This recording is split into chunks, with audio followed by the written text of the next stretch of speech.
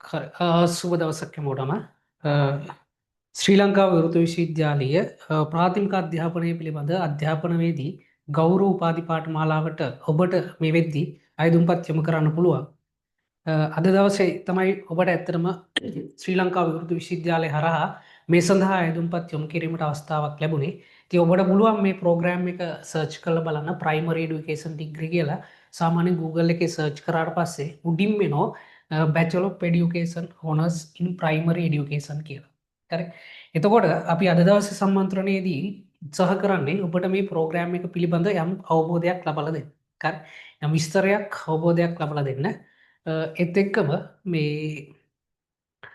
මේ සඳහා කොහොමද අයදුම්පත් යොමු කරන්නේ සහ ඔබට මේක කොයිතරම් දුරට ප්‍රයෝජනවත්ද ගුරු වෘත්තියට පිවිසීම සඳහා ඔබට මේ සඳහා අවශ්‍ය වෙන මූලික දේවල් අද දවසේ අපි සාකච්ඡා කරන්න ප්ලෑන් කරන් ඉන්නේ. හරි.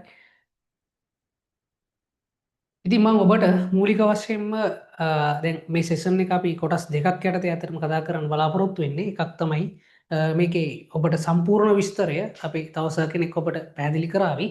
ඊට මත්තෙන් මම මුලින්ම ඔබට මේ සඳහා යෙදුම්පත් යොමු කිරීමට අවශ්‍ය මූලික සුදුසුකම් මොනවද කියන කාරණේ පැහැදිලි කරන්නම්. අපිට මේකේ ප්‍රධාන කාරණා කිහිපයක් තියෙනවා වෙබ්සයිට් එකේ දාලා ඔබටත් මේ නෝටිස් එක බලන්න පුළුවන්. අධ්‍යාපනවේදී ගෞරව උපාධි පාඨමාලාව හදාරන්න ඔබට අවශ්‍ය මූලික සුදුසුකම් මොනවද කියලා. හරි. එතකොට අපි මේ සම්මන්ත්‍රණය හරහා මේක පාඨමාලාව හදාරද්දි ඔබට ඒ කියන්නේ ඔබ ඇයි මේ පාඨමාලාව හදාරන්න ඕනේ? හරි. කියන කාරණේ පැහැදිලි කරනවා මේකෙන් පස්සේ. මොකද මූලික වශයෙන්ම ඔබට වැදගත් වෙනවා මේකේ අවශ්‍ය මූලික සුදුසුකම් ටික අවබෝධ කරගන්න. ඒ නිසා මම මුලින් පැහැදිලි කරන්න සුදුසුකම් මොනවද කියලා. අයදුම්පත් බාර ගන්න අවසන් දිනට අවුරුදු 18ට හෝ ඊට වැඩි වෙන්න ඕනේ. හරි. එදා මූලිකම සුදුසුකම ඔබ අවුරුදු 18ට වැඩි විය යුතුයි. හරි. ඊළඟට පළවෙනිම එක ඊළඟට අධ්‍යාපන පොදු සාධික පත්‍ර උසස් පෙළ විභාගයෙන් අවම වශයෙන් විෂයන් 3කින් සමත්ව සිටීම අනිවාර්යයි. ඒ කියන්නේ A level වලට ඔබට S3ක් තිබිය යුතුයි. කියන මේ සඳහා අයදුම්පත් යොමු කරන්න නම් A level වලට අවම වශයෙන් S3ක් තිබිය යුතුයි. ඒ වගේම අධ්‍යයන පොදු සහතික පත්‍ර සාමාන්‍ය පෙළ විභාගයෙන් අනිවාර්යයෙන්ම විෂයන් 6ක් සමත් වෙන්න ඕන. ඒ විෂයන් 6 ඇතුලේ අනිවාර්යයෙන්ම මව් බස ඒ කියන්නේ ඔබ ප්‍රවේශ විභාගයට බලාපොරොත්තු වෙන භාෂා මාධ්‍ය දැන් සිංහලෙන් නම් ඔබ ප්‍රවේශ විභාගය සඳහා සම්බන්ධ වන්නේ. එතකොට ඔබ සිංහල සමත් වෙන්න ඕනේ. ඊට අමතරව ගණිතය සමත් වෙන්න ඕනේ. එතකොට අනිවාර්යයෙන්ම සාමාන්‍ය පෙළ සිංහල සහ ගණිතය S2ක් තිබිය යුතුයි. හරි. ඊට අමතරව උසස් පෙළ සමත් වෙන්න ඕනි. O level විෂයන් 6ක් තියෙන්න ඕනේ. හරි. ඒතර මේ දෙක අනිවාර්ය කතාවක්. ඒතර ඔබට පැහැදිලි ඇති මෙන්න මේ උඩ තියෙන කරුණ සහ යට තියෙන කරුණ. ඊළඟට මේ දෙකම නැත්තම් ඔබට තව ඔප්ෂන්ස් තියෙනවා. ශ්‍රී ලංකා විවෘත විශ්වවිද්‍යාලය මගින් පවත්වාගෙන යනු ලබන පෙරපාසල් අධ්‍යාපනය පිළිබඳ උසස් සහතික පත්‍ර වැඩසටහනකට සම්බන්ධ වෙලා ඒ හා සම්බන්ධ පාඨමාලාවක් හදාරලා තියෙනවා නම් ඔබට පුළුවන් මේ සඳහා යෙදුම්පත් යොමු කරන්න. හරි. ඊළඟ කාරණය තමයි ශ්‍රී ලංකා විවෘත විශ්වවිද්‍යාලය මගින් පවත්වනු ලබන ඕනෑම පදනම් වැඩසටහනකින් අවම වශයෙන් ක්‍රෙඩිට්ස් 30ක් සහිතව සමත් වී තිබේ. එම නැත්තම් SLQF ශ්‍රී ලංකා ක්වොලිෆිකේෂන් ෆ්‍රේම්වර්ක් කියලා කියනවා. දෙවන මට්ටම නිදහස් කිරීමක් ලබා තිබීම සහ පොස සාමාන්‍ය පෙළ විභාගයෙන් පළමු බස ඒ කියන්නේ සිංහල සහ ගණිතය ඇතුළු විෂයන් 6ක් සමත් වෙන්න ඕනේ. අන්න ඒ අවස්ථාව ඔබ සපුරලා තියෙනවා නම් ඔබටත් මේ ප්‍රාථමික අධ්‍යාපනය පිළිබඳ ගෞරව උපාධි පාඨමාලාවට අයදුම්පත් යොමු කරන්න පුළුවන්. ඊළඟට ඔබ දන්නවා රජයේ ගුරු විද්‍යාල මගින් ප්‍රදානය කරනු ලබන ප්‍රාථමික ගුරු පුහුණු සහතිකයක්. ඔබ දන්න සහතික පාඨමාලාවක් එහා සම්බන්ධ සහතිකයක් ඔබට ලබලා තියෙනවා නම් ඔබට මේ සඳහා අයදුම්පත් යොමු කරන්න පුළුවන්. ඊළඟට ශ්‍රී ලංකා විවෘත විශ්වවිද්‍යාලයේ සනාතන සභාව මගින් පිළිගනු ලබන ඉහත සුදුසුකම් හා සමාන හෝ ඊට ඉහළ සුදුසුකමක්. ඔය තමයි මූලික සුදුසුකම ඔබට මේ සඳහා යෙදුම්පත් යොමු කරන්න. හරි. ඉතින් අපි මෙතනින් පස්සේ කතා කරමු මේ සඳහා යෙදුම්පත් යොමු කරන්නේ කොහොමද? එතකොට මේ සඳහා යෙදුම්පත් යොමු කරලා ඔබ පාඨමාලාව හදාරද්දී ඔබට හදාරන්න වෙන ප්‍රවේශ විභාගය පිළිබඳව ඊළඟට එතනින් එහාට ගියාට පස්සේ ඔබ පිවිසෙන ගුරු වෘත්තියට පිවිසෙන්නේ කොහොමද? ගුරු වෘත්තිය තුල වැටුප් තලයන් කොහොමද කියන කාරණා ටික අපි පැහැදිලි කරගමු මේ සෙෂන් එකෙන් පස්සේ. ඊට අමතරව ඔයගොල්ලන්ට මොනවා හරිම ගැටලුවක් තියෙනවා නම් අපි සම්මන්ත්‍රණය තුළ විසඳිච්ච නැති ප්‍රශ්නයක් තියෙනවා. ඔයගොල්ලන්ට Zoom එකේ ළමයින්ට පුළුවන් කමෙන්ට් එකක් දාන්න. ඒ වගේම YouTube එකේ ඉන්න ළමයින්ටත් පුළුවන් කමෙන්ට් එකක් දාන්න. එහෙමත් විසඳෙන්නේ නැති මොන හරි පුජ්‍යලානුබද්ධ ප්‍රශ්නයක් ඔබට තිබේ නම් අනිවාර්යයෙන්ම මට WhatsApp message එකක් දාන්න. එතකොට අපි ඒක निराකරණය කරගමු. 0.70යි 550යි 5387 කියන නම්බර එකට 0.70යි 550යි 5387 කියන නම්බරයට මැසේජ් එකක් දාන්න. එතකොට අපිට මේකේ වැඩි විස්තර කතා කරන්න පුළුවන්. ඉතින් මම ඔබට ඉතුරු ටික පැහැදිලි කරගන්න. ඔබට මේ සුදුසුකම් තිබේ නම් අනිවාර්යයෙන්ම ආයුධම්පත යොමු කිරීමේ හැකියාවක් තියෙනවා. එතනින් පස්සේ අපි බලමු මේ වැඩසටහනේ ඉස්සරහට කොහොමද කරගෙන යන්නේ කියලා. ඉතින් අපේ ආයතනයේ සාමාන්‍ය දැනීම විෂය උගන්වන ලක්මාසට ආරාධනා කරනවා ඔබට මේ පිළිබඳව යම් දැනුවත් කිරීමක් තවදුරටත් කරන්න.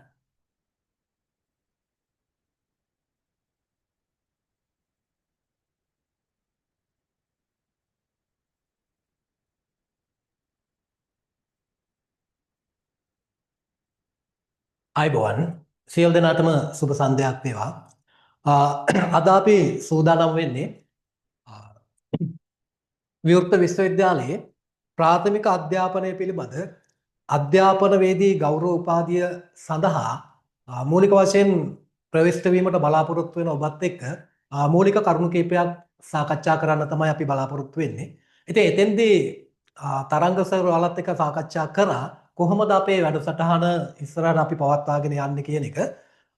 ඒ වගේම ඔබට මොන වගේ සුදුසුකම් තියෙන්න ඕනද මෙම විවෘත විශ්වවිද්‍යාලයේ අධ්‍යාපනවේදී විශේෂයෙන්ම ප්‍රාථමික විෂය ධාරාව ඔස්සේ ලබා ගන්නා වූ මෙම උපාධිය ලබා ගන්න මොන වගේ සුදුසුකම් ඔබ සපුරා තියෙන්න ඕනද කියන එක පිළිබඳව තරංග සර් සාකච්ඡා කරා.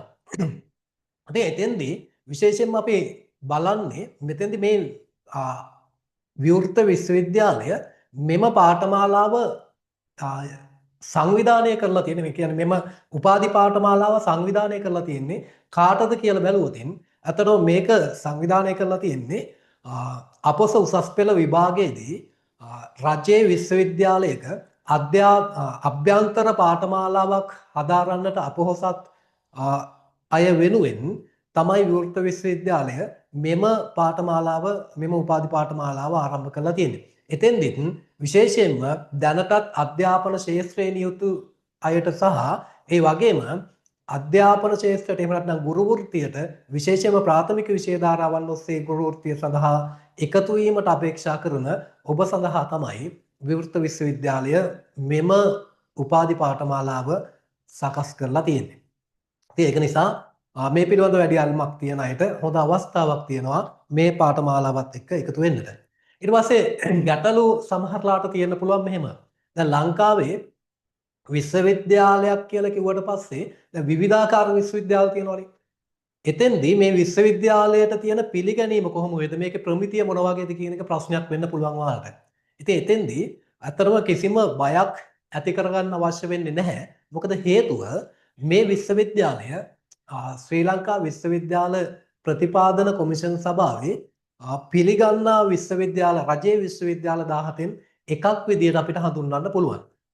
1978 අංක 16 දරන විශ්වවිද්‍යාල පනතට අනුව තමයි 1980 වර්ෂයේදී මෙම විවෘත විශ්වවිද්‍යාලය ස්ථාපිත කරලා තියෙන්නේ. ඒක නිසා කිසිම පිළිගැනීමේ පිළිබඳව කිසිම ගැටලුවක් නැහැ.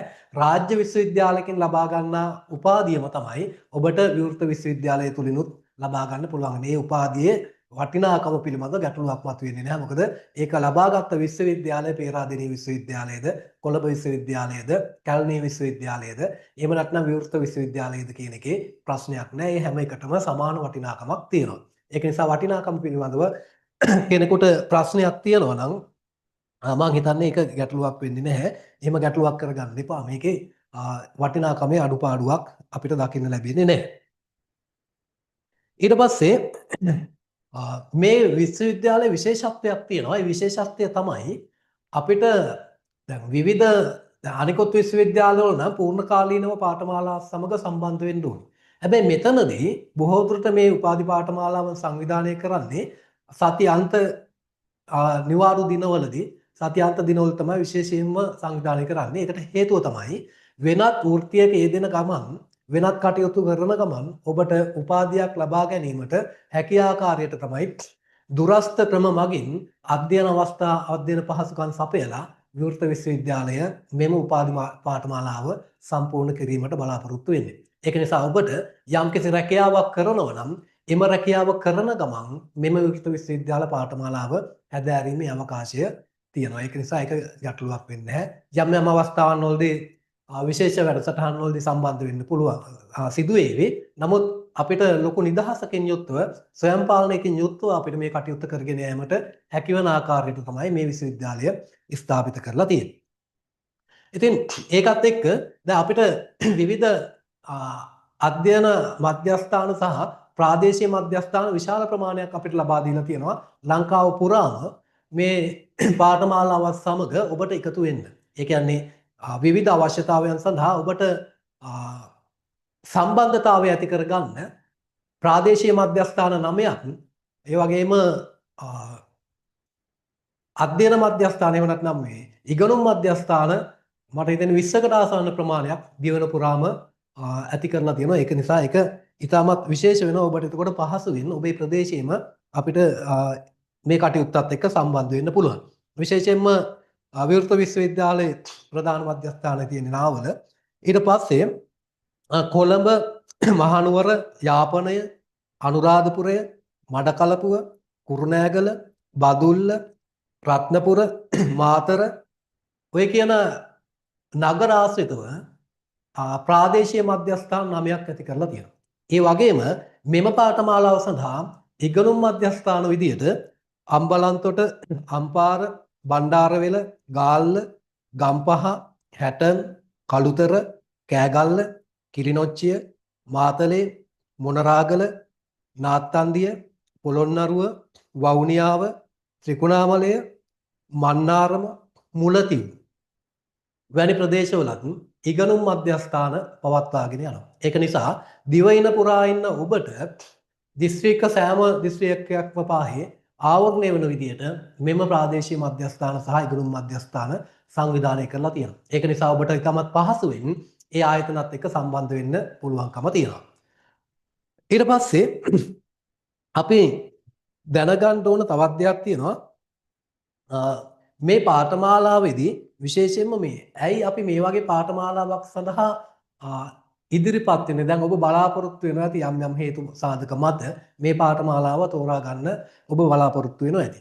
දැන් එකක් තමයි මම ඔයාලත් එක්ක කිව්වා. සමහර අය ඉන්නවා අධ්‍යාපන ක්ෂේත්‍රය හා සම්බන්ධ විවිධ වෘත්තීන් වල නියැලෙන නමුත් උපාධියක් ලැබපු නැති අය. ඉතින් අන්න ඒ වගේ අයට මේ පාඨමාලාවත් එක්ක සම්බන්ධ වෙන්න පුළුවන්. විශේෂයෙන්ම උපාධියක් හෝ විශේෂ ඩිප්ලෝමාවක්, ඒ කියන්නේ ශික්ෂණ විද්‍යා ඩිප්ලෝමාවක් වගේ විශේෂිත ඩිප්ලෝමාවක් හදාරපු නැති නමුත් අධ්‍යාපන ක්ෂේත්‍රයත් හා සම්බන්ධව ඉන්න අය ඉන්නවා. මොකද එතකොට ඔබට පුළුවන්කම තියෙනවා ඒ ක්ෂේත්‍රය තුලින් ඔබගේ මේ උපාධිය ලබා ගත්තට පස්සේ ඒකේ ඉදිරියට ගමන් කිරීමේ අවස්ථාව තියෙනවා. ඒක නිසා ඒක විශේෂ අවස්ථාවක් වෙනවා. ඉතින් එතන විශේෂත්වය තියෙන්නේ ඔබ යම් කිසි විදියකින් ගුරු වෘත්තියට ප්‍රවේශ වීමට බලාපොරොත්තු වෙනවා නම් ඇතැම් අවස්ථාවන් වලදී B.Ed එක එහෙම නැත්නම් අධ්‍යාපන වේදී උපාධියක් ඔබ සතුව තිබෙනවා නම් වෙන කිසිම දෙයක් තරඟ විභාගයකට මුහුණ දීමක් කිසිවක් නොමැතිව රජය බඳවාගත් අවස්ථා තියෙන ඉතිහාසය තුල. ඒ කියන්නේ අධ්‍යාපන වේදී උපාධියක් ලැබපු ඔබට ඉගැන්වීම පිළිබඳ ඔබ වසර 4ක පළපුරුද්දක් තියෙන ඔබ ඉගෙනගෙන තියෙන්නේ ඉගැන්වීම පිළිබඳ නිසා ඔබව තවදුරටත් පුළුවන් ද බැරිද කියන එකේ සෙවණිකේ තේරුමක් නැහැ. මොකද ඔබ ඒ පිළිබඳ ප්‍රවීණයක් වෙලා තමයි ඔබ මේ උපාධිය ලබා ගන්න. ඒක නිසා එහෙම ඔබව අනිවාර්යයෙන්ම බඳවා ගැනීමේ ක්‍රමයක් අතම් අවස්ථාන්වලදී තිබුණා. දැනට මේ අධ්‍යාපන වේදී උපාධි පිරිනමන ආයතන කීපයක් තියෙනවානේ ලංකාවේ. රජයේ විශ්වවිද්‍යාල අතර විවෘත විශ්වවිද්‍යාල වගේම කොළඹ විශ්වවිද්‍යාලය, පේරාදෙණිය විශ්වවිද්‍යාලය, තවත් මට හිතෙන සබරගමු විශ්වවිද්‍යාලයත් දෙනවා වගේ මට මතකයක් තියෙනවා. කොහොමද අර කියපු විශ්වවිද්‍යාලවල උපාධි පාඨමාලාව විදියට අධ්‍යාපන වේදී උපාධිය හදාරන පහසුකම් සලස්සලා තියෙනවා. ඉතින් ඒ අයට ඍජුවම විශ්වවිද්‍යාල උපාධිය අවසන් වූ සෙනින් ඔවුන්ට රැකියාව ලබා දෙන වැඩපිළිවෙලක් ක්‍රියාත්මක වෙනවා. විවෘත විශ්වවිද්‍යාලයෙන් උපාධියක් ලබා ගන්න ඔබට ඇතැම් අවස්ථාවන් වලදී ඒ අවස්ථාවක් තිබුණා. හැබැයි මම 100%ක්ම එහෙම කියන්නේ නැහැ. මොකද සමහර අවස්ථාවන් වලදී රජය ගන්න තීන්දුවත් එක්ක දේශපාලනිකමය හේතු මත ඒක දෙන්නත් පුළුවන් නොදෙන්නත් පුළුවන්. නමුත් ඔබට ඒ දීමේදී කියන්නේ ඔබ අනිවාර්යයෙන් මේ සඳහා සුදුසුකම් ලබ පුද්ගලයෙක් විදිහට තමයි විවෘත විශ්වවිද්‍යාලයේ අධ්‍යාපනවේදී උපාධිය ලබා ගත්තට පස්සේ හඳුන්වනු ලබන්නේ. ඒක නිසා ඔබට ඒ අවකාශය බොහෝ දුරට විවර වීමේ ඉඩකඩ තියෙනවා. නමුත් මම 100%ක් ඒක කියන්නේ නැහැ. මොකද ඒක දේශපාලනිකම හේතු මත වෙනස් වෙන්න පුළුවන්කම තියෙන නිසා. ඉතින් ඇතැම් අවස්ථාවල් වල තියෙනවා මේ රජයේ විවෘත විශ්වවිද්‍යාලය කියන්නේ රජ ආයතනයක්නේ. එහෙම නොවේ පෞද්ගලික විශ්වවිද්‍යාල වලින් අධ්‍යාපනවේදී උපාධිය ලබාගත් අයටත් ඒ අවස්ථාව ඇතැම් අවස්ථාවන් වලදී හිමි කරලා දීලා තියෙනවා. හරි. එතකොට අපි හිතමුකෝ මෙහෙම. ඔබට යම්කිසි විදියකින් ඔබව උපාධිය ලබා ගත්තට පස්සේ අධ්‍යාපනය පිළිබඳව ඉගෙනුම් ඉගැන්වීම් ක්‍රියාවලිය පිළිබඳ ඉතාමත් මනා පරිචයක් ඔබ සතුව තිබෙන නිසා ඔබ ඍජුවම බඳවා ගන්න පුළුවන්. එහෙම නොවුනොතින් ඔබට සිද්ධ වෙනවා තරඟ විභාගයකට සාමාන්‍ය උපාධිධාරීන් බඳවා ගන්නා තරඟ විභාගයකට මුහුණ දීලා එම තරඟ විභාගයෙන් ඉහළ ලකුණු ලබාගෙන ඔබට පුළුවන්කම ලැබෙනවා මෙම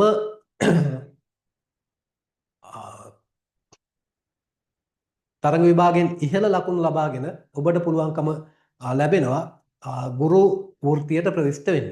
එතකොට තරඟ විභාගයකට මුහුණ දුන්නොත් ඔබට සාමාන්‍ය සම්මුඛ පරීක්ෂණයක් සහ ව්‍යුහගත සම්මුඛ පරීක්ෂණයක් කියන සම්මුඛ පරීක්ෂණ දෙකකට මුහුණ දෙන්න සිද්ධ වෙනවා. එතකොට සාමාන්‍ය සම්මුඛ පරීක්ෂණයේදී කරන්නේ අර ඔබගේ සහතික පත්‍ර, උපැන්න සහතිකය, අධ්‍යාපන සහතික, අනිකුත් සහතික, වයස් සීමාවන් ඒ පිළිබඳ සලකා බලන එක. ඊට පස්සේ අනිත් අර ව්‍යුහගත සම්මුඛ පරීක්ෂණයේදී ඔබ ඉගෙනුම් ඉගැන්වීම් ක්‍රියාවලිය පිළිබඳව තමයි එතෙන්දී සලකා බලනු ලබන්නේ. එහෙම අවස්ථාවක ඔබ අධ්‍යාපනවේදී උපාධියක් ලබාගෙන තිබෙනවා නම් එතනින් එහාට ඔබගේ සුදුසුකම් පිළිබඳව තවදුරටත් අවශ්‍ය නැහැ වුන්ට දැනගන්න. මොකද අවුරුදු 4ක පුහුණුවක් ලැබලා තියෙන නිසා ඔබ අනිවාර්යයෙන්ම එතනින් ඉහළ ලකුණක් ලබා ගැනීමට ඒක ප්‍රමාණවත් වෙනවා. ඉතින් ඒකත් මේ උපාධිය ලබා ගැනීමේ තියෙන වටිනාකමක් බවට හඳුනා ගන්න පුළුවන්. ඒකට වටිනාකම් දෙකක් තිබුණා.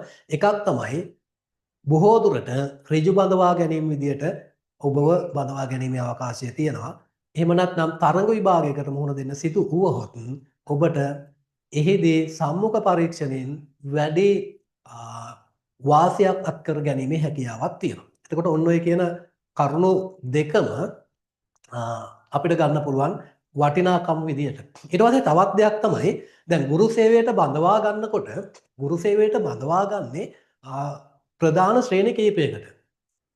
ඉදිරියේදී ඒවා වෙනස් වෙන්න පුළුවන්. නමුත් තවම ගුරු සේවයට ශ්‍රේණි කීපයකට බඳවා ගන්නවා. දැන් උසස් පෙළ සමත් අය නම් ගුරු සේවයට බඳවා ගන්නේ 3 වෙනි ශ්‍රේණියේ දෙවනි සමාන 3 වන පන්තියේ දෙවනි ශ්‍රේණියට. ඔබ උපාධිධාරියෙක් නම් 3 වන පන්තියේ පළවෙනි ශ්‍රේණියේ අ අක්ෂරයට. ඔබ විශික්ෂණ විද්‍යා ඩිප්ලෝමාධාරියෙක් නම් ඒ කියන්නේ විද්‍යාපීඨයක ඩිප්ලෝමාව හදාරපු කෙනෙක් නම් ඔබ බඳවා ගන්නේ 3 ශ්‍රේණියේ ආ යන්න කියන අක්ෂරයට. ඔබ වෙනත් උසස් ඩිප්ලෝමාවක් හදාරපු කෙනෙක් නම් ඔබ බඳවා ගන්නේ 3 ශ්‍රේණියේ ඈ යන්න කියන අක්ෂරයට. එතකොට දැන් ඔබ ලබාගෙන තිබෙන්නේ උපාධියක් විතරක් නෙමෙයි ඔබේ උපාධියත් එක්ක ඔබට වෘත්තීය සුදුසුකමකුත් සපයලා තියෙනවා. එතකොට 3 ශ්‍රේණියට බඳවා ගන්නේ උපාධියක් හෝ එහෙම නැත්නම් ඩිප්ලෝමාවක් කියන දෙකෙන් එකක් සම්පූර්ණ කරපු අය. හැබැයි ඔබ මේ දෙකම ඔබේ උපාධිය තුළ සම්පූර්ණ වෙලා තියෙනවා. ඔබට උපාධියකුත් තියෙනවා. ඒක වෘත්තීමය උපාධියකුත් වෙනවා. ඒක නිසා ඔබව 3 ශ්‍රේණියට බඳවා ගත්තත් එතෙන් සිටම ඔබගේ වෘත්තීය භාවය නිසා ඔබ දෙක ශ්‍රේණියට උසස් වීම ලබා ගන්න පුළුවන්කම තියෙනවා. ඒ කියන්නේ ඔබට ඊටමත් ඉහළ වැටුපකට ගමන් කරන්න පුළුවන්කම තියෙනවා. බඳවා ගන්න අවස්ථාවේදීම ඒ කියන්නේ මේ නැවත මෑත කාලීනව ඔයාලා දන්නවා 10/2025 කියන චක්‍රලේඛයට අනුව රාජ්‍ය සේවකයින්ගේ වැටුප් වැඩි කරා. ඉතින් අන්නේ වැටුප් වැඩිවීමට අනුව ඔබ ගුරු අධ්‍යාපනවේදී උපාධියක් ලබලා ගුරු සේවයට ප්‍රවිෂ්ඨ වෙන්න ඔබට හැකියාව ලැබුණොත් ඔබට මුලදිම මූලික වැටුප විදියට ඔබට ලබා ගන්න පුළුවන් රුපියල් 66880ක වැටුපක්. රුපියල් 66880ක ඉහළ වැටුපකට ඔබට එන්න පුළුවන්. හැබැයි සාමාන්‍ය උපාධිධාරියෙක් නම් ඔහුට හෝ ඇයට එතරම් වැටුපකට යන්න බෑ. සාමාන්‍යයෙන් 60000ක් 61000ක වගේ අඩු ඔබට වඩා රුපියල් 5000ක 4000ක අඩු වැටුපකට තමයි ඔවුන්ට එකතු වෙන්න වෙන්නේ. එතකොට එතන රුපියල් 66880ක වැටුපත් එතෙන්ට තවත් ජීවන වියදම් දීමනාව කියලා එකතු වෙනවා. රුපියල් 17800ක වැටුපක් සමාන දීමනාවක්. එතකොට 66000යි 17000යි ගත්තොතින් එතන එකතු විදියට අපිට ගන්නකොට සාමාන්‍ය 83000ක 84000ක විතර වැටුපක් ඔබට ලබා ගන්න පුළුවන්කම තියෙනවා. ගෘහ සේවයට අධ්‍යාපනවේදී උපාධියක් ලබලා මුල ප්‍රවිෂ්ඨ වුණොතින් ඒ පළවෙනි මාසෙම ඔබට 80000කට එහා වැටුපක් ලබා ගන්න පුළුවන්කම තියෙනවා. ඉතින් ඒක ඒ වාසියත් අධ්‍යාපනවේදී උපාධියක් සමග ගුරු සේවයට එකතු වුණ අයට තමයි ලැබිලා තියෙන්නේ. අනිත් අයට උපාධිය හෝ ඩිප්ලෝමාව මත ගුරු සේවයට එකතු වෙනවා නම් ඒ අයට එම වාසිය ලබා ගන්න හැකියාවක් ලැබෙන්නේ නැහැ. ඊට වඩා අඩු වැටුපකට තමයි ඔවුන්, ඒ කියන්නේ ඔබට වඩා අඩු ශ්‍රේණියකට තමයි ඔවුන්ට ගුරු සේවයට එකතු වෙන්න සිද්ධ වෙන්නේ. හරි. ඊට පස්සේ අපිට වැදගත් වෙනවා එතකොට ඉහළ වැටුපක් ලබා ගන්න පුළුවන්කම තියෙන අවස්ථාවක් උදා කරගන්න මේක හේතුවක් බවට පත් කරගන්න පුළුවන්. එතකොට අපි දැනගෙන තියෙන්න ඕන අනිත් වැදගත්ම දේ තමයි ගුරු සේවයට අදාළව මේ උපාධිය අපි ලබා ගන්න නම් අපට මොනතරම් පිරිවැයක් මේ සඳහා දරන්න සිද්ධ වෙනවද කියන එක. ඒ කියන්නේ පාඨමාලා ගාස්තු මොන විදියටද තියෙන්නේ කියන එක පිළිබඳව අපිට පොඩි අවබෝධයක් තියෙන්න ඕනේ. ඉතින් මේකේ අපි ඔයාලා දන්නවා මම හිතන්නේ මේ වෙනකොට පොඩි අවබෝධයක් තියෙනවා ඔබට. ඔබ බඳවා ගන්නේ 3 වන මට්ටමේ නැත්නම් level 3 කියන අධ්‍යයට තමයි ඔබ බඳවා ගන්නේ. එතකොට ඔබ level 3 සහ level 4 සම්පූර්ණ වුණාට පස්සේ ඔබට උසස් ඩිප්ලෝමාවක් ලබා ගැනීමේ අවකාශය තියෙනවා. ඔබ level 5 සහ 6 කියන අවස්ථා සම්පූර්ණ කරවොතින් ඔබට උපාධිය ලබා ගන්න පුළුවන්කම තියෙනවා. එතකොට මේක අවස්ථා හතරටම ඔබට සාමාන්‍යයෙන් සම්බන්ධ වුණොතින් 2,60,000ක් 75000ක වගේ මුදලක් ඔබට විශ්වවිද්‍යාලයට ගාස්තු විදියට ගෙවන්න සිද්ධ වෙනවා. මූලික අවස්ථාවේදී සාමාන්‍යයෙන් පළවෙනි අවුරුද්දේදී ඔබට ක්‍රෙඩිට් 30ක් සම්පූර්ණ කරන්න සිද්ධ වෙනවා. එතකොට ක්‍රෙඩිට් 30 පළවෙනි අවුරුද්දේ සම්පූර්ණ කරන්න වෙනවා. එක ක්‍රෙඩිට් එකකට ඔබ වියදම් කරන්නට සිද්ධ වෙන ඔබගේ ගාස්තු විදියට 2080ක් වියදම් කරන්න වෙනවා ඔබට. ගාස්තු ගෙවන්න සිද්ධ වෙනවා. එතකොට 2080 ඒවා 30ක් පළවෙනි අවුරුද්දේ, දෙවෙනි අවුරුද්දේ 2080 ඒවා 30ක්. ඒක 2080 ඒවා 60ක් කියන්නේ සාමාන්‍යයෙන් 1,24,000ක් 1,25,000ක් වගේ ආසන්න මට්ටමක ගාස්තු අය කිරීමක් සිද්ධ වෙනවා. පළවෙනි අවුරුදු දෙක තුල. ඒ කියන්නේ ඔබ උසස් ඩිප්ලෝමාවක් ලබා ගන්න අවස්ථාවට එනකම් මේ පාඨමාලාව සම්පූර්ණ කරනකොට ඔබ 1,25,000ක් වගේ ආසන්න මුදල් ගෙවීමක් සිද්ධ කරන්න වෙනවා පාඨමාලා ගාස්තු විදියට. ඔබ එතනින් පස්සේ ඔබට ඕනනම් පුළුවන් උපාධිය දක්වා මේක සම්පූර්ණ කරන්න. උපාධිය දක්වා සම්පූර්ණ කරනවා නම් ඔබට තවත් අවුරුදු දෙකක් සඳහා ක්‍රෙඩිට් 30 බැගින් ක්‍රෙඩිට් 60ක් සම්පූර්ණ කරන්න සිද්ධ වෙනවා. එතකොට මේ ක්‍රෙඩිට් 60ද එක ක්‍රෙඩිට් එකක් 2440ක ගාස්තු අය කිරීමක් සිද්ධ වෙනවා. එතකොට 2440 ගුණ කිරීම 60 වුණොතින් සාමාන්‍යයෙන් 1,46,400ක වගේ මුදලක් වෙනවා. ආසන්න අපි හිතමු 1,50,000ක් කියලා. එතකොට පළමුවෙනි අවස්ථාවේදී පළවෙනි අවුරුදු දෙක සඳහා 1,25,000ක පමණ මුදලකුත්, දෙවන අවුරුදු දෙක සඳහා ඒ කියන්නේ උපාධි මට්ටමට එන level 5 සහ level 6 සඳහා ඔබ 1,50,000කට ආසන්න මුදලකුත් ඔබට ගෙවන්න සිද්ධ වෙනවා. ඉතින් ඒක තමයි ගාස්තු විදිහේ තියෙන සාමාන්‍ය 2,75,000ක් 70,000ක වගේ ගාස්තු අය කිරීමක් තියෙනවා. අය කිරීමක් සිදු වෙන්න පුළුවන්කම තියෙනවා. හරි. ඊට පස්සේ ඒ වගේ මුදලකට තමයි ඔබට එතකොට ලබා ගන්න සිද්ධ වෙන්නේ විවෘත විශ්වවිද්‍යාලයෙන් අධ්‍යාපනවේදී ගෞරව උපාධිය ප්‍රාථමික විශේෂ ක්ෂේත්‍රය හා සම්බන්ධයෙන්. හිතන්නේ සාමාන්‍ය විශ්වවිද්‍යාලයකින් ලබා ගන්න උපාධියක් වුණොත් මට හිතෙන්නේ ඊට ඉහළ ගාස්තු අය කිරීමක් සිද්ධ වෙනවා. ඊට පස්සේ මේකෙදි අපිට අපි හිතමුකෝ දැන් මේ යන ගාස්තු ක්‍රමයට අනුව ඊට පස්සේ මේකේ තියෙන මේ ප්‍රයෝජනත් එක්ක සලකලා බැලුවට පස්සේ ඔබට හිතුනොතින් මේ පාඨමාලාවට තෝරාගෙන ඔබ විවෘත විශ්වවිද්‍යාලයේ අධ්‍යාපනවේදී උපාධිය ගෞරව උපාධියක් විදිහට ඔබට මේ උපාධිය පිරිනමන්නේ. ඒ උපාධිය ඔබට ලබා ගන්න අදහසක් තිබුණොතින් හැබැයි ඔබට ඒ ෂණයකින් මේකට එකතු වෙන්න පුළුවන්කම ලැබෙන්නේ නැහැ. මොකද ඒකෙදි ඔබට සිද්ධ වෙනවා මේකට සීමිත සිසුන් පිරිසක් තමයි බඳවගන්නේ. එතකොට මේ සීමිත සිසුන් පිරිස අතරට ඔබට එකතු වෙන්න සිද්ධ වෙනවා. ඒක නිසා ප්‍රවේශ විභාගයක් තියෙනවා. ඒ ප්‍රවේශ විභාගයට මුහුණ දීලා ඔබට සිද්ධ වෙනවා ඒ විභාගයෙන් ඉහළ ලකුණු ලබාගෙන මේ පාඨමාලාව සඳහා ලියාපදිංචි වන්න. ඒක නිසා එතෙන්දී ඒ පිළිබඳවත් අවධානය යොමු කරන්න සිද්ධ වෙනවා. ඉතින් මේ ප්‍රවේශ විභාගය පැවැත්වෙන්නේ පැයක පේපර් එකක්. මේකෙදී විශේෂයෙන්ම ප්‍රශ්න පත්‍රය සකස් වෙන ආකෘති දෙකකින් එකක් තමයි බුද්ධි පරීක්ෂණ ප්‍රශ්න මට හිතෙන 25ක් 20ක් විතර ඇතුළත් වෙනවා. ඒ වගේම සාමාන්‍ය දැනීමේ ප්‍රශ්නත් ඒ ප්‍රශ්න පත්‍රයට ඇතුළත් වෙනවා. එතකොට සාමාන්‍ය දැනීම සහ බුද්ධි පරීක්ෂණ කියන විශේෂ ක්ෂේත්‍රයන් දෙක ඔස්සේ ඔබට සකස් වෙච්ච ප්‍රශ්න පත්‍රයකට ඔබට මුහුණ දෙන්න සිද්ධ වෙලා තියෙනවා. ඉතින් මෙතනදී තරංග ගමගේ ස්මාර්ට් ලර්නින් සෙන්ටර් විසින් ඔබට මෙම අවස්ථාවේදී ඔබත් එක්ක එකතු වෙන්නේ මෙන්න මේ ප්‍රවේශ විභාගයේදී ඔබට අවශ්‍ය විවිධ ක්ෂේත්‍රයන් හා සම්බන්ධ ඒ බුද්ධි පරීක්ෂණ හා සම්බන්ධ සහ සාමාන්‍ය දැනීම හා සම්බන්ධව ඔබට අවශ්‍ය කරුණු කාරණා ඔබත් එක්ක බෙදා හදා ගන්න තමයි අපි ආයතනයක් විදියට සූදානම් වෙලා ඉන්නේ. ඉතින් එතෙන්දී තරංග සර් තමයි බුද්ධි පරීක්ෂණය හා සම්බන්ධව ඔබත් එක්ක කටයුතු කරන්නේ.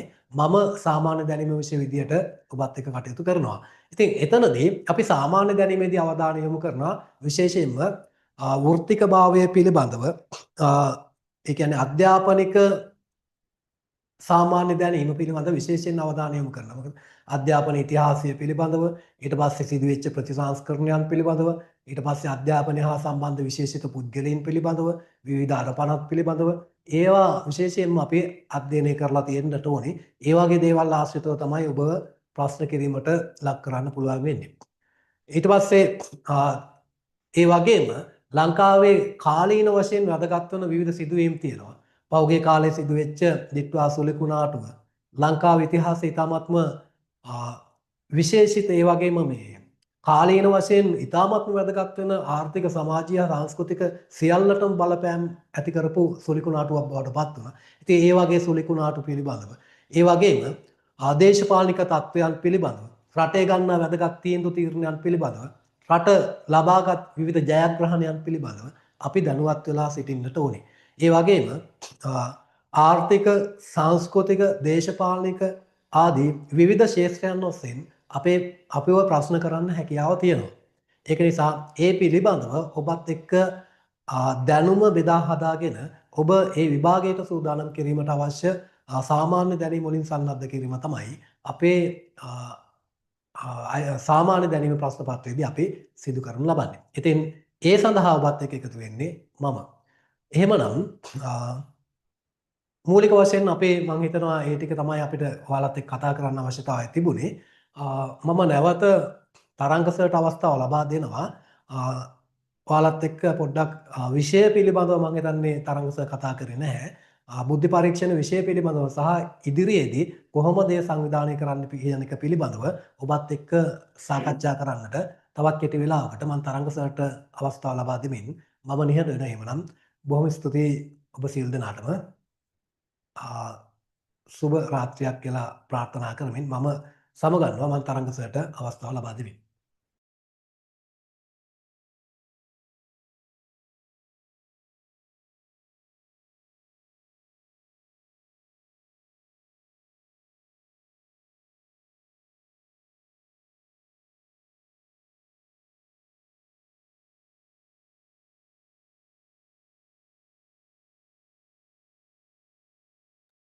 හරි.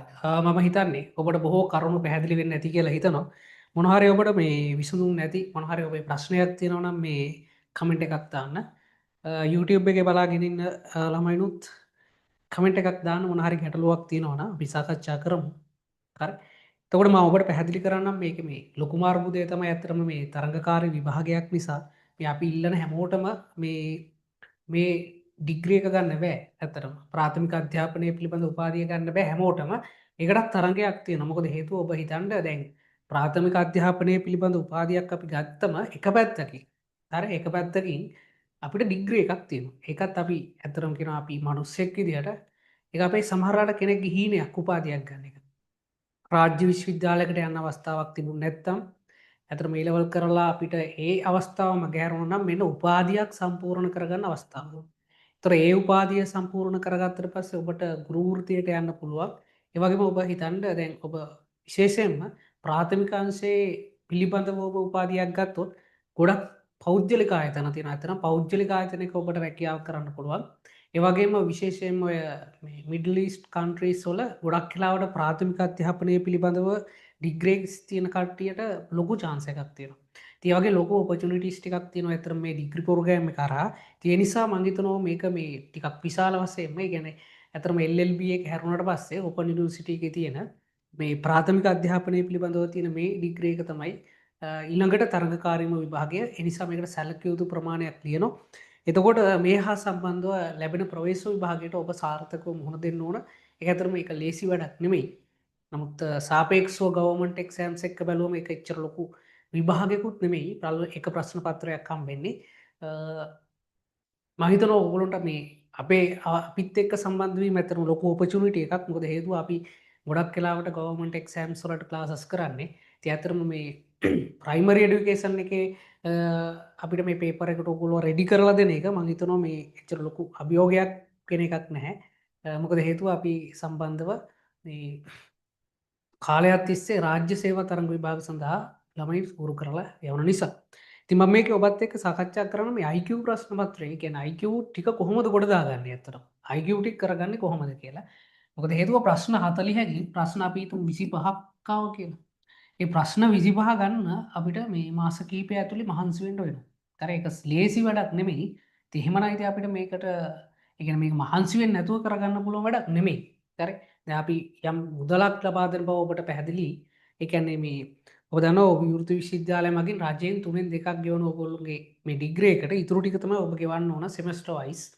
ඒ කියන්නේ ඔබට සාමාන්‍ය විදිහට ඒ කියන්නේ සම්පූර්ණ ගාස්තුව එක සැරේ ගෙවන්න ඕනේ නැහැ. ඒ කොටස් වශයෙන් ගෙවන්න පුළුවන්කම තියෙනවා. ඉතින් එහෙම දීලා ඔබට උපාධියක් කම්ප්ලීට් කරන්නේ මේ ඒ කියන්නේ යම් මුදලක් දුන්නට ඔබට මේක මහන්සි වෙන්න වෙනවා. ඒකට හේතුව තමයි ප්‍රවේශ විභාගයට ඔබට යන්න අවස්ථාවක් මේ කියන්නේ පහසු වැඩක් නෙමෙයි නිසා.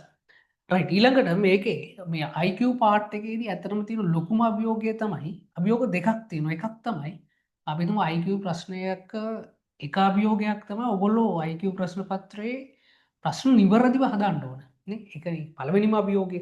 ඒ කියන්නේ අපි කියනවා ඇකියුරසි තියෙන්න ඕනේ. නැත්නම් වැඩක් නැහැ. නිවැරදි වෙන්න ඕනේ. නිර්වද්‍යතාවය අංක 1. නිවැරදි වෙන්න ඕනේ. හරි. නිවැරදි කියලා දාමු. රයිට් ඊළඟට නිවැරදි වුණාට වැඩක් නැහැ. ඒක ටයිමින් තියෙන්න ඕනේ. පැහැදිලි? ඒ කියන්නේ අපි ගානක් හරියට හැදුවට වැඩක් නැහැ ටයිමින් හදන්න නැත්තම්. ඒතර ඊළඟ අභියෝගය තමයි කාලය පිළිබඳ ප්‍රශ්නය. හරි.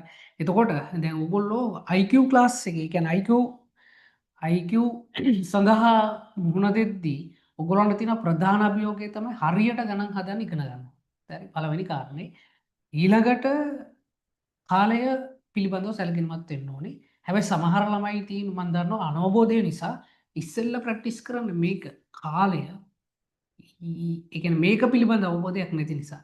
මතක තියාගන්න IQ ගානක් අපි මේ කියන්නේ ස්පීඩ් හදන්න නම් හරි අඩු කාලයකදී හදන්න නම් මෙන්න මේ නිර්වද්‍යභාවය කියන්නේ ගානක ඔයගොල්ලොන්ට තියෙන අවබෝධය සෑහෙන දුරට වැඩි වෙන්න ඕනේ.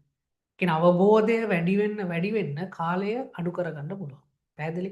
මේ දෙන්න අතර තියෙන්නේ ප්‍රතිලෝම සමානුපාතිකයක්. ඒ කියන්නේ වාගේ මේකේ නිර්වද්‍යභාවය කියන අවබෝධය වැඩි වෙන්න කාලය අඩු කරන්න පුළුවන්. පැහැදිලි? ඒතර මේ දෙක එකට පැරලල් යන්න ඕනේ. ඉතින් මේක මූලික වශයෙන් ඔයගොල්ලෝ කරගෙන තියෙන්න ඕනේ. නිර්වද්‍යතාවය.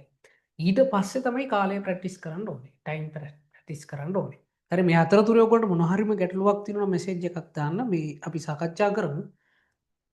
සුම් එකේ ඉන්න ළමයිතුත් මොනවා හරි තියෙනවනම් මෙසේජ් එකක් දාන්න. ඔන්න ඔය අභියෝග දෙකට තමයි ඔයගොල්ලෝ මුහුණ දෙන්න ඕනේ. ඒතකොට අපි ප්ලෑන් කරන්න ඕනේ කොහොමද ඊළඟට ගානක් නිවරදිව හදන්නේ. හරි? ගානක් නිවරදිව හදන්නේ කොහොමද කියන එක. ගානක් නිවරදිව හදන්න ගානක් හැදෙන සිද්ධාන්තය ඔයගොල්ලෝ අවබෝධ කරගන්න ඕනේ. පැහැදිලි? සිද්ධාන්තය කියන්නේ තියරි එක හරියට අවබෝධ කරගන්න ඕනේ. නැත්නම් අපිට මේ ගාන හදන්න බෑ. උදාහරණයක් විදිහට වේගය පිළිබඳ ගානක් ඕගොල්ලන්ට වේගයෙන් හදන්න නම් වේගය පිළිබඳ මූලික සංකල්ප ඔයගොල්ලෝ දැනගෙන තියෙන්න ඕනේ. වේගය කියන්නේ මොකක්ද? හරි වේගය වැඩි වෙද්දි කාලයට මොකෝ වෙන්නේ? වේගය පිළිබඳ සූත්‍රය මොකක්ද? හරි එතකොට අන්නේ මූලික සිද්ධාන්ත පිළිබඳ අවබෝධයක් ඔබට තියෙනවා. ඒතර සිද්ධාන්ත පිළිබඳ අවබෝධයක් ඔබට හොඳින් තිබුණොත් ගානක් නිවැරදිව හදා ගන්න පුළුවන්. ඒතර නිවැරදිව හදන ගණන් අඩු කාලයකින් හදන්න ඔයගොල්ලන්ට හොඳ අවබෝධයක් එක්ක හොඳ පේපර්ස් කරලා හොඳ පුහුණුවක් ගන්න ඕනේ එක්ස්පීරියන්ස් එකක් ගන්න. ඕක තමයි IQ එකක් ගොඩදා ගන්න තියෙන මූලිකම දේ. හරි මොනවා හරි එහා සම්බන්ධ ප්‍රශ්නයක් තියෙනවා නම් මෙසේජ් එකක් දාන්න. එතකොට ඔයගොල්ලොන්ට මෙන්න මේ දේ තමයි ප්‍රැක්ටිස් කරන්නේ. හරි එතකොට මේ දේ තමයි ප්‍රැක්ටිස් කරන්නේ. දැන් උදාහරණයක් විදිහට මම කිව්වොත් සරල ප්‍රශ්නයක්. දැන් ඔයගොල්ලෝ හිතයි සිද්ධාන්ත නැතුව අපිට ගණන් හදන්න පුළුවන්ද කියලා. මම පොඩි ප්‍රශ්නයක් දෙන්නම්.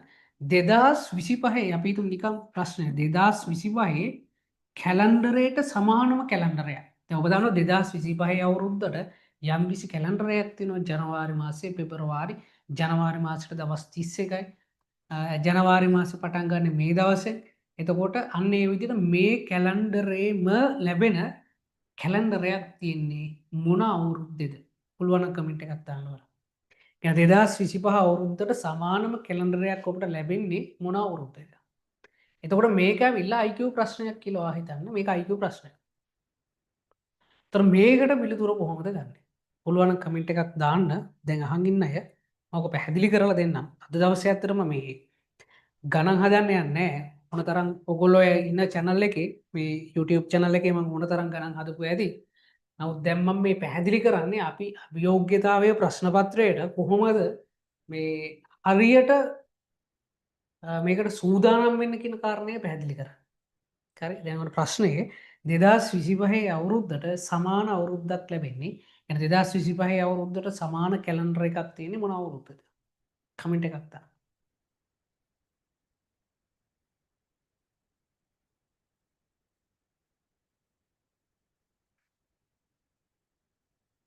2029 කියලා කියනවා.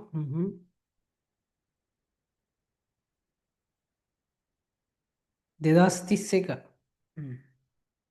හරි YouTube එකේ ළමයිතු කමෙන්ට් එකක් දාන්න. 2025ට සමාන අවුරුද්ද 2029 2031 2031 රයිට් මේකට අපි ලොකු කාලයක් ගන්න නැතුව වැඩේ කරමු. දැන් මෙතන දැන් ඔන්න ප්‍රශ්නේ පැහැදිලිනේ 2025 කැලෙන්ඩරයට සමාන කැලෙන්ඩරයක් ඉන්නේ කවද්ද? මොන අවුරුද්දද? එතකොට මෙන්න දැන් ගාන හදන නිවැරදි තියරි එක ඔයා දැනගන්න. එහෙම නැතුව මේක හිතලා හදන්න ටයිම් නැහැ. හරි. ඒතර මේකේ තියරි එක ඔයගොල්ලෝ හරියට දැනගන්න ඕනේ. දැන් මම තියරි එක පැහැදිලි කරලා දෙන්නම්. දැන් උදාහරණයක් විදිහට අපි ගත්තොත් 2025 පළවෙනි මාසේ පළවෙනිදා. හරි අපි හිතමු දල වශයෙන් හරි අපි හරිම අවුරුද්ද ගමු 2025 පළවෙනි මාසේ පළවෙනිදා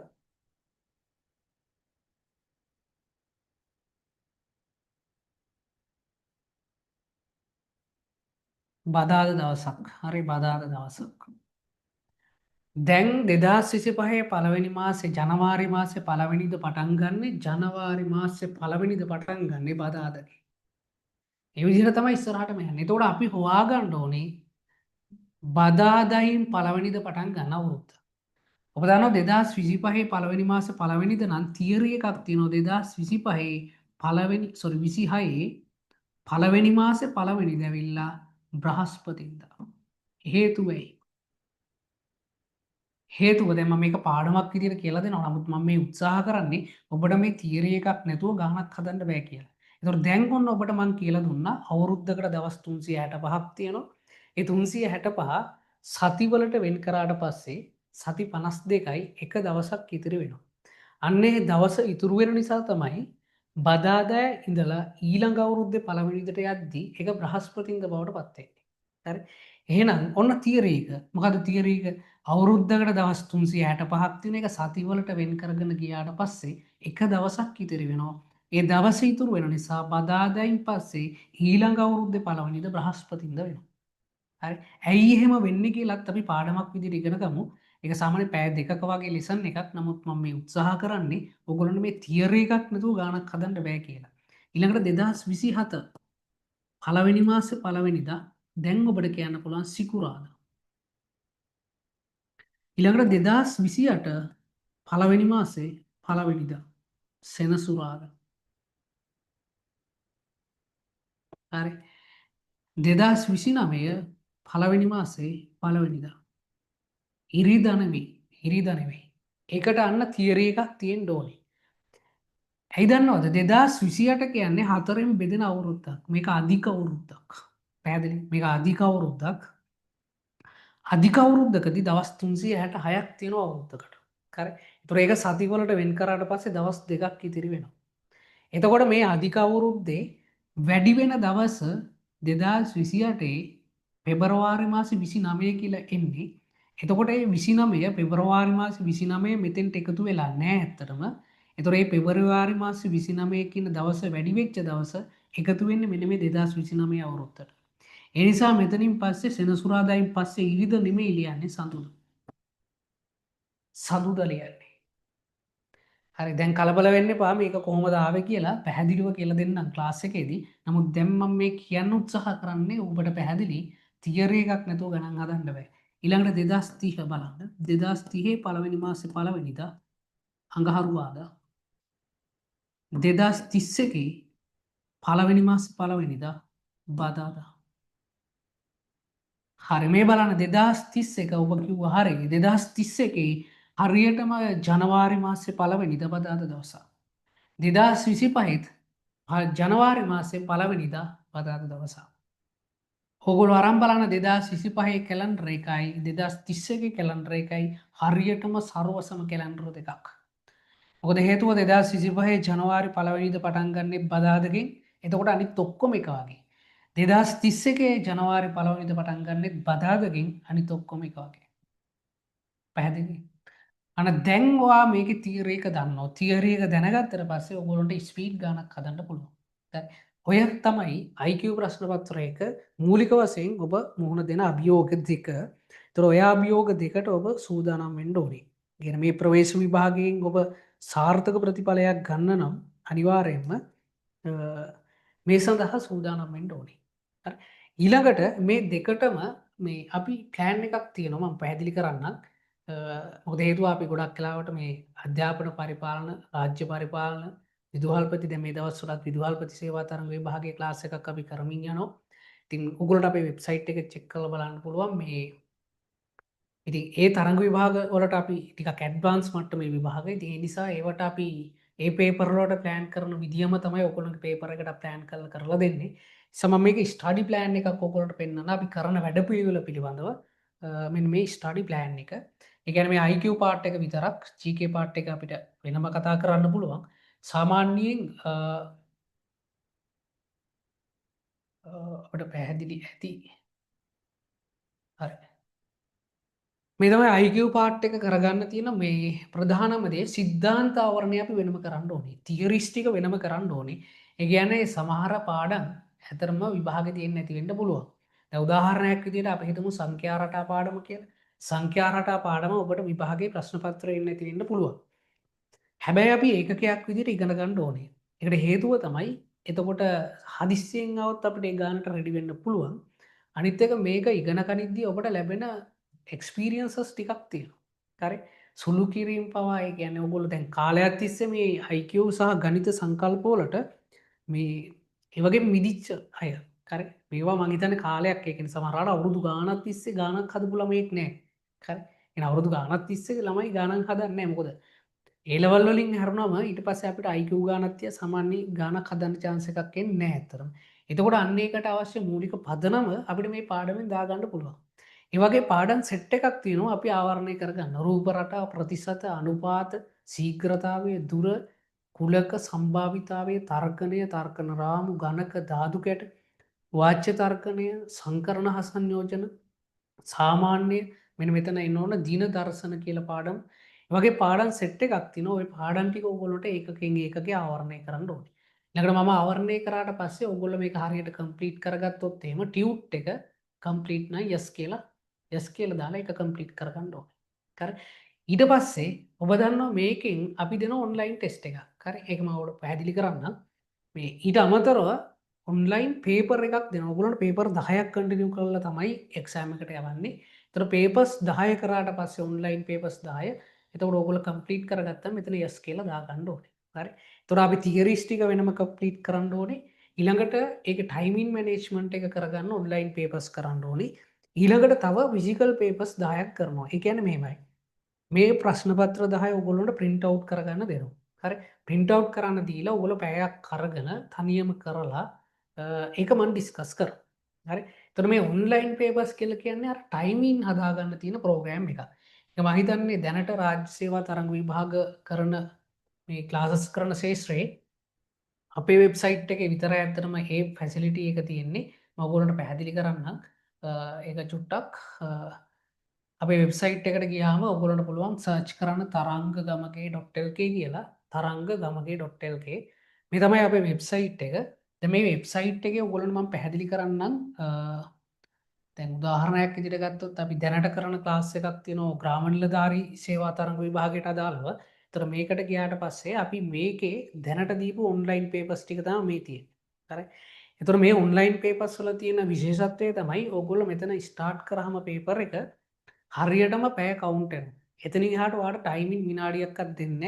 එතර මේ පේපර එක ටයිමින් කරාට පස්සේ ඔගොල්ලොන්ට එක මාක්ස් පසන්ටේජ් එක බලන්න පුළුවන් ඊට අමතරව ඒක මේ වෙද්දි අපිට එකන අපේ රෑංකෙකුුණත් බලන්න පුළන් දැනට මේ පලවෙනි එක ග්‍රාමසේවක තරංග විභාගයට අදාළව දීපු ප්‍රශ්නපත්‍රයේ ළමයි ලියල ගණපු රිසාල්ට ඔගොලට දිනයක්ත් එක්ක බලන්න පුළුවන් නමත් එක්ක හරි ප්‍රවින්ස් රෑන්ක එක බලන් පුළන් සදර්න් ප්‍රවින්ස එක හරි දකුණු පලාත එක මේ වෙද්දි ඩිස්ත්‍රික් රෑන්ක එකත් එක එදිරිසිංහ කියලා දරුවෙක් පනහෙම් ප්‍රශ්න 45ක් හරි 90% ප්‍රතිශතයක් තියෙනවා හරි මෙතන තියෙනවා ඩේට් එක දෙසැම්බර් 10 තමයි සබ්මිට් කරලා තියෙන්නේ. ඉතින් ඔය විදිහට අපිට මේකේ මේ টොප් 50 ස්ටුඩන්ට් රෑන්කින්ස් තියෙන්නේ කියන මුල් 50 අපිට මේ විදිහට දාලා තියෙන්නේ.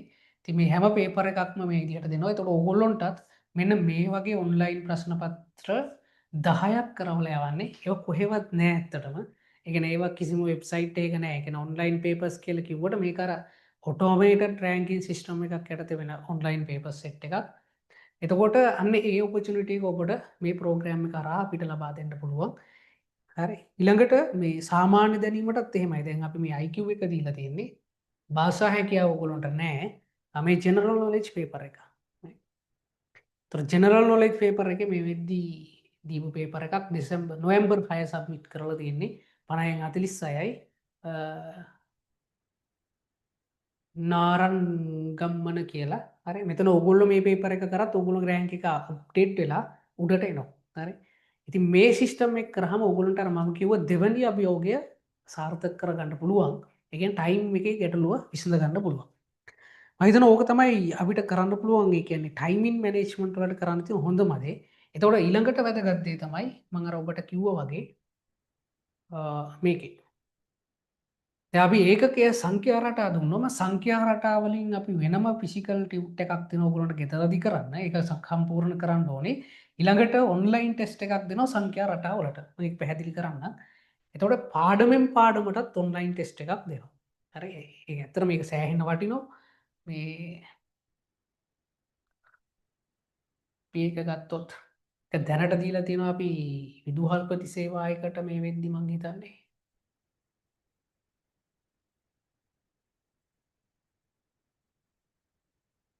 හරි විදුහල්පති සේවායකට දැනට කරපු පාඩම් දෙක තමයි මේ පාඩම් දෙකට අදාළ පේපර් දෙකක් දීලා තියෙන්නේ.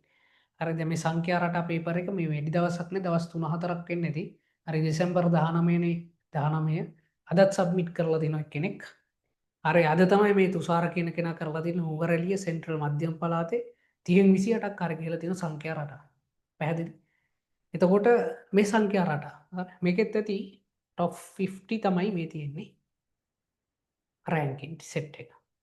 එතකොට මහිතනවා දැම ඔගුල්ලොන්ගේ මේ වැඩේට මේක ටිකක් වැඩි හරි මට හිතන ටිකක් වැඩි ඒ කියන්නේ අපි මේ සිිස්ටම් එක හදලති මේ ප්‍රෝග්‍රම් එක හදලති ස්ටඩි ප්ලෑන් එක හදල තින්නේ ගොඩක් කලාවට ඊට වඩ ඇඩ්වන්ස් මට්ට මේ තියෙන විභාගවලට ළමයි හොරු කරන්න හැබැති ඔගොල්ලොත් මේ පාත්තක ගියා කියන්නේ අනිවාරෙන් ප්‍රවේශ විභාගය ගොඩදාගන්න පුළුවන් හරි එකන මේ විදිහට කරගත්තොත් අනිවාරයම විශ්වාසයෙන් ඔගොල මහන්සිලා කරොත් ප්‍රවේශ විභාගේ අනිවාරයම සමත්තෙන්ට පුළුවන් ප්‍රවේශ විභාගේ සමත් වනා කියන්නේ ඔගොලට වීකෙන්් එක වගේ ඔන්ලයින් විදිහට මේක ලෙක්චස් ටික කම්පලිට් කරගන්න පුළුවන් ඉළඟට ඔබට නොදැනීම ඇතරම ප්‍රාථමික අධ්‍යාපනය පිළිබඳ උපාධයක් ඔබට හිමින්තාල ගණඩ පුළුවන් එක ඇතරම් මේ මහා බරක් කියල හිතන්ඩ එපා එක සාමාන්‍යයෙන් ඔන්ලයින් මේ විදිට ලෙසන්ස් ඔගොල් වහගෙන ගිහිල්ලා ඉළඟට සමහරලාට පිසිකලී කැනෙ ආයතනයට කැනෙ ප්‍රාංචකට ගිහිල්ලත් ඔගොල්ලොන්ට සමහර වැඩසරහන් තියෙන ඒවටත් සහභාගි වෙලා විභාගවරට ලියලා ඔගොලොන්ට නොදැනීම ඔගොලොන්ට උපාධයක් ගන්න පුළුවන් ඒකත් ඕගුලොන්ට මහිතන්නේ සහනදායි ක්‍රමවේදය ඇතුළේ ගෙවීම් කරන්නත් පුළුවන් තිමහිත නෝබට ලොකු ඔපචුනිට එකක් එක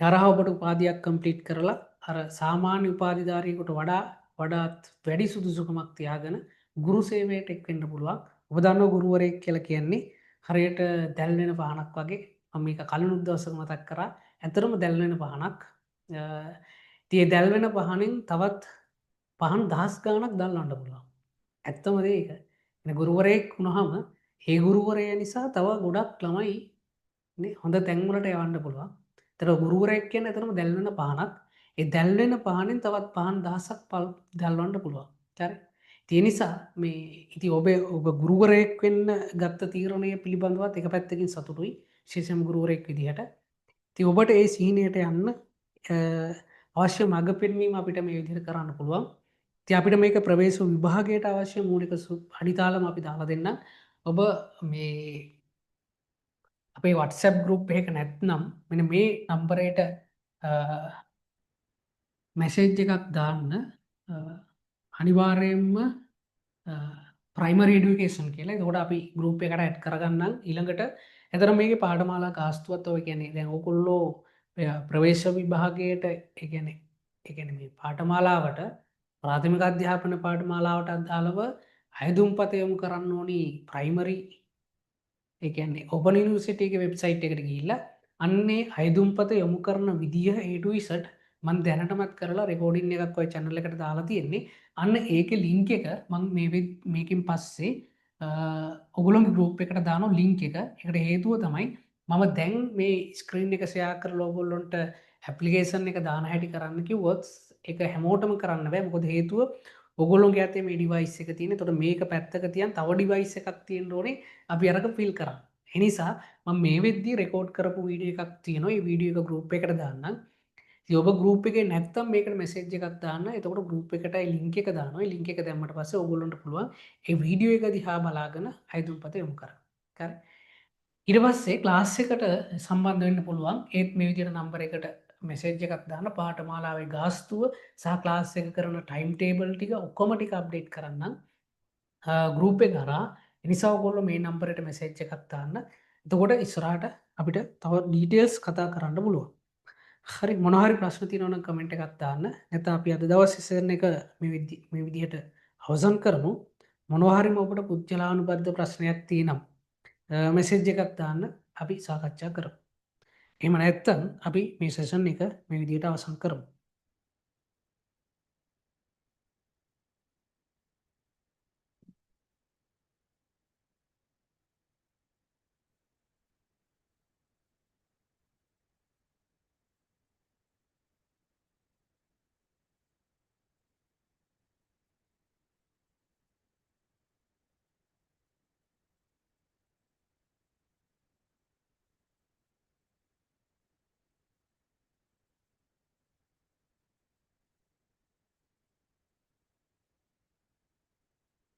රයිට් ලොකු ගැටලුවක් නෑමං හිතන්නේ ඔබට එනිසා හැමෝටම සුබ රාත්‍රයක් කියල පාර්ථනා කරමින් අපි ආරම්භක සම්මන්ත්‍රණය මේ විදිට නවත්තමු ඔබට මොනහරිම ගැටලුවක් තියෙනවනම් අර නම්බර එකට මෙසේච්ච ගත්තාන්න එවනත අපි වෙබ්සයිට් එකට යන්න තරංගකමගේ ඩොට්ටල්ක කියන වෙබ්සයිට් එක එකට ගියාමත් ඔබට තොරතුරු ගන්න පුළුවන් නිසා ඔබ එපිළිබඳව දැනුවත් එන්න එනම් හැමෝටම සුභරාත්‍රයක් අපි සමන්ත්‍රණය වේදියට නවත්වමු.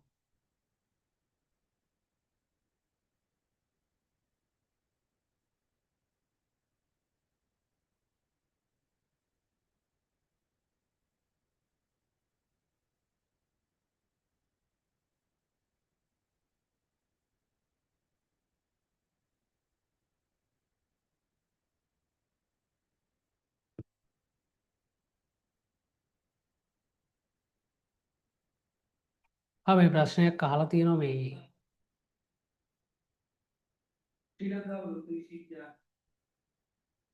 හරි ප්‍රශ්නයක් කාලා තියෙනවා මේ අපි රටකට වගේ යන්න ඇතරම මේ කෝස්ස එක මේ ඉංගලිස් මීඩියම් තමයි කරන්න ඕනේ සිංහල මීඩියම් කරලා වැඩක්නෑ එතකට ඔබ ප්‍රවේශ විභාගය ලියන්ඩත් ඕනි ඉංගලිස් මීඩියම් වලින් එක්ෂෑමක් කරන්නත් ඕන ඉංගලිස් වලින් එතකොට ඒ තමයි ප්‍රධානවද ඉංගලිස් මීඩියම් කරන්න ඕනේ නැරි සමන අප පිටරටකට වගේ යනවන සිංහල මීඩියම් කරලා මේක ලිඩ් එකක් නෑ ඇත්තරම නිසා ඉංගලිස් මීඩියම් ඔබ මේකට තෝරගන්න ඕනේ